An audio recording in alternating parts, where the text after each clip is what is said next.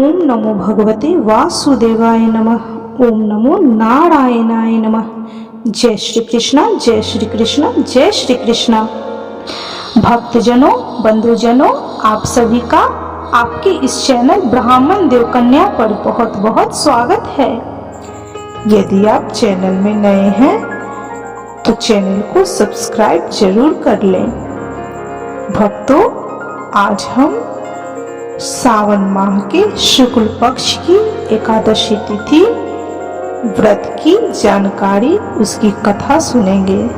हिंदू पंचांग के अनुसार 2023 में सावन माह के शुक्ल पक्ष की एकादशी तिथि 26 अगस्त की देर रात 12:08 से आरंभ हो जाएगी, जो 27 अगस्त की रात 9:32 पर समाप्त हो रही है। उदया तिथि के हिसाब से सावन माह के पुत्रदा एकादशी का व्रत 27 अगस्त रविवार को रखा जाएगा। पूजा का शुभ मुहूर्त 27 अगस्त को सुबह से आरंभ हो जाएगा। इस दिन स्वार्थ सिद्धि योग सुबह 5:56 से सुबह 7:16 तक होगा। इस अवधि में पूजा करने से शुभ फलों की प्राप्ति होती है।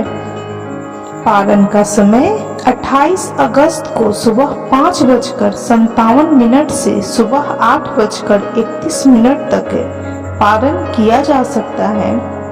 तो भक्तों, चलिए अब हम सावन माह के शुक्ल पक्ष की एकादशी तिथि पुत्रदा एकादशी व्रत की कथा सुनते हैं।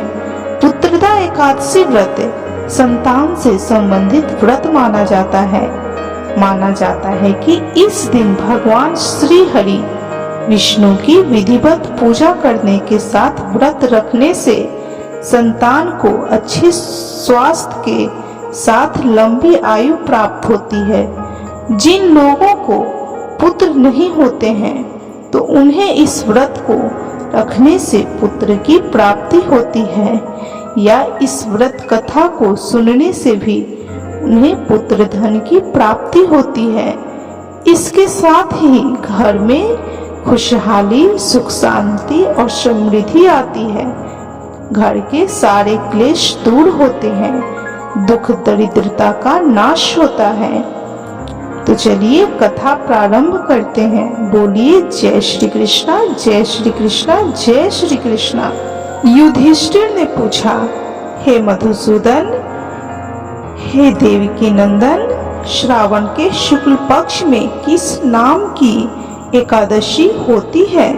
कृपया मेरे सामने उसका वर्णन कीजिए। भगवान श्री कृष्ण बोले कि हे राजन, हे राजेंद्र, प्राचीन काल की बात है। द्वापर युग के प्रारंभ का समय था। महिष्मतिपुर में राजा महिजीत अपने राज्य का पालन करते थे, किंतु उनके कोई पुत्र नहीं थे। इसलिए वह राज्य उन्हें सुखदायक नहीं प्रतीत होता था। अपनी अवस्था अधिक देख राजा को बड़ी चिंता हुई।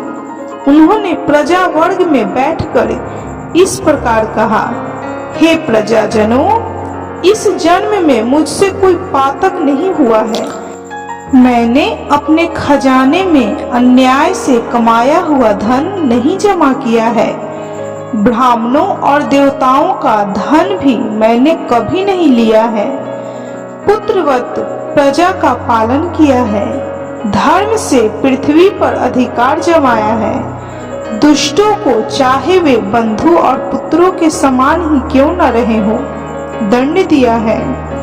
शिष्ट पुरुषों का सदा सम्मान किया है और किसी को द्वेष का पात्र नहीं समझा है। फिर क्या कारण है जो मेरे घर में आज तक पुत्र उत्पन्न नहीं हुआ? आप लोग इसका विचार करें। राजा के ये वचन सुनकर प्रजा और पुरोहितों के साथ ब्राह्मणों ने उनके हित का विचार करके गहन वन में प्रवेश किया। राजा का कल्याण चाहने वाले वे सभी लोग इधर उधर घूमकर ऋषि सेवित आश्रमों की तलाश करने लगे। इतने में उन्हें मुनि श्रेष्ठ लोमश जी के दर्शन हुए। लोमश जी धर्म के तत्वज्ञ, संपूर्ण शास्त्रों के विशिष्ट विद्वान, दीर्घायु और महात्मा हैं। उनका शरीर लोम से भरा हुआ है। वे ब्रह्मा जी के समान तेजस्वी हैं। एक एक कल्प बीतने पर उनके शरीर का एक एक लोम विशीर्ण होता है, टूटकर गिरता है, इसलिए उनका नाम लोमश हुआ है। वे महामुनि तीनों कालों की बातें जानते हैं। उन्हें देखकर सब लोगों को बड़ा हर्ष हुआ। लोगों को अपने निकट आया देख लोमश जी ने पूछा, तुम सब लोग किस लिए यहाँ आए हो? अपने आगमन का कारण बताओ। तुम लोगों के लिए जो हितकर कार्य होगा उसे मैं अवश्य करूँगा। प्रजाजनों ने कहा, हे ब्राह्मण, इस समय महिजीत नाम वाले जो राजा हैं उनके कोई पुत्र नहीं है।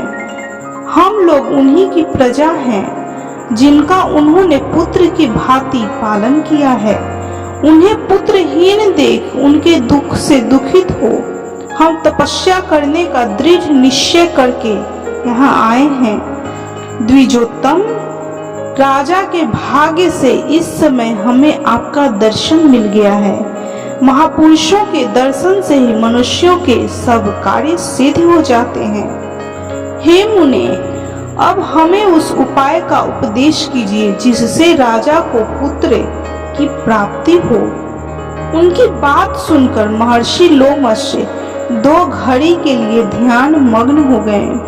तत्पश्चात राजा के प्राचीन जन्म का वृतांत जानकर उन्होंने कहा, प्रजावृंद सुनो, राजा महिजीत पूर्व जन्म में मनुष्यों को चूसने वाला धनहीन वैश्य था। वह वैश्य गांव-गांव घूमकर व्यापार किया करता था। एक दिन ज्येष्ठ के शुक्ल पक्ष में 10वीं तिथि को जब दोपहर का सूर्य तप रहा था, वह किसी गांव की सीमा में एक जलाशय पर पहुंचा। पानी से भरी हुई बावली देखकर वैश्य ने वहां जल पीने का विचार किया। इतने में वहां अपने बछड़े के साथ एक गौ भी आ पहुंची। वह प्यास से व्याकुल और ताप से पीड़ित थी, अतः बावली में जाकर जल पीने लगी।